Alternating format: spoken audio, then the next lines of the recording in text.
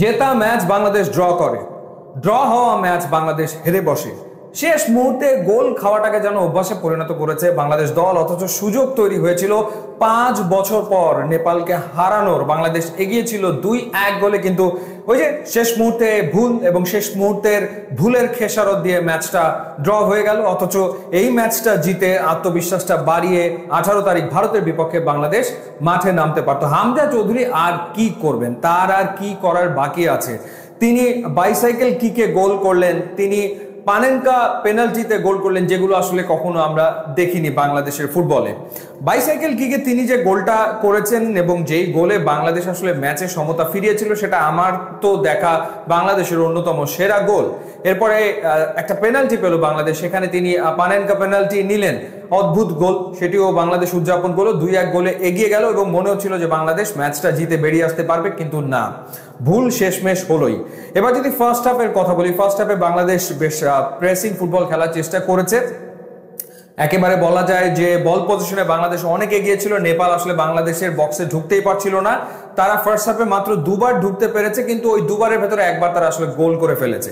একবার তারা একটা পেনাল্টির অ্যাপিল করেছিল এবং দ্বিতীয়টাতে তারা গোল করেছে। এবং প্রথম যে গোলটা বাংলাদেশ খেলো, সেখানে যথারীতি কিন্তু ভুল ছিল ডিফেন্সের, এবং সেখানে সাদউদ্দিনের নাম আসবে। সাদউদ্দিন ঠিকভাবে মার্ক করতে পারেনি এবং পরবর্তী সময়ে বলটা ক্লিয়ার করার কথা সোহেল রানার, তিনিও সেটা পারেননি, যার কারণে রোহিত চাঁদ তিনি শট নিয়েছেন এবং মিতুল মার্মা সেটি আসলে ঠেকাতে পারেননি।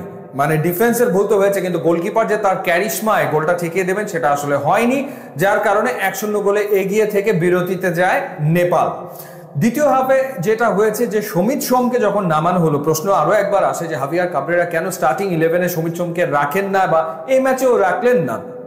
সমিত সোম ক্লাবের হয়ে লাস্ট ম্যাচটা খেলেছেন -ডিগ্রিতে, বরফের ভিতরে খেলা হয়েছিল কাভালরি এফসির, সেই কারণে মানিয়ে নিতে সময় লাগছে কিনা কে জানে। যাই হোক, সেকেন্ড হাফে সমিত সোম নামার পরেই কিন্তু বাংলাদেশের খেলার ধরন পুরোপুরি পাল্টে যায় এবং কাবরেরা যে গোলটা করেছেন সেই গোলের সূচনাটা কিন্তু সমিত সোমের পা থেকে আসলে লেফট ফ্ল্যাঙ্ক থেকে এসছে। পরবর্তী সময় জামাল ভুঁইয়ার মাধ্যমে বলটা গিয়েছে হামজা চৌধুরীর কাছে এবং তারপরে সে অবিস্মরণীয় গোল, অর্থাৎ বাইসাইকেল কিকে, মানে যতবার আপনি দেখবেন ততবার আপনার ভালো লাগবে, আপনার মন ভরে যাবে, এরকম একটা গোল হামজা চৌধুরী করলেন। হামজা চৌধুরী এই নিয়ে বাংলাদেশের জার্সিতে 5টা ম্যাচ খেললেন এবং 5 ম্যাচে তিনি গোল করে ফেললেন 4টা।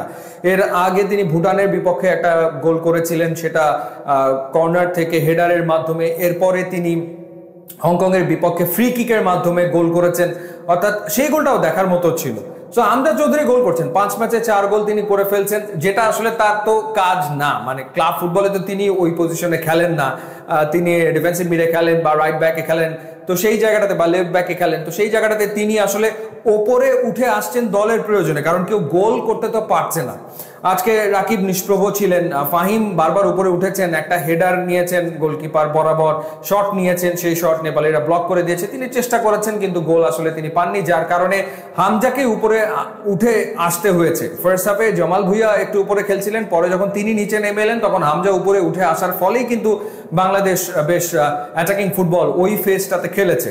কিন্তু এরপরে যখন একটু পায়ে টান লেগে হামজা মাঠ থেকে বেরিয়ে গেলেন, তখনই আসলে মন কেমন যেন করছিল যে এবারই বুঝি বাংলাদেশ আসলে গোলটা খেয়ে বসে কিনা, এবং দেখা যাবে যে শেষমেশ জেতা ম্যাচটা ড্র করে বেরিয়ে আসতে হবে, সেটা আসলে হয়েছে। হাভিয়ার কাবরেরা বেশ কয়েকজনকে খেলিয়েছেন, সেকেন্ড হাফে চেঞ্জ করেছেন, সেখানে হৃদয়কে নামিয়েছেন, এরপর আহাদ শাকিল তপুকে খেলিয়েছেন, যেহেতু ইনজুরিতে পড়ে গিয়েছিলেন জায়ান, সেটা একটা চিন্তার কারণ যে ভারত ম্যাচের আগে জায়ান যদি সুস্থ না হয়ে ওঠে তাহলে আসলে বিপদ হতে পারে। এরপর হৃদয়কে তিনি খেলিয়েছেন এবং কিউবা মিচেলকে শেষ মুহূর্তে তিনি নামিয়েছেন।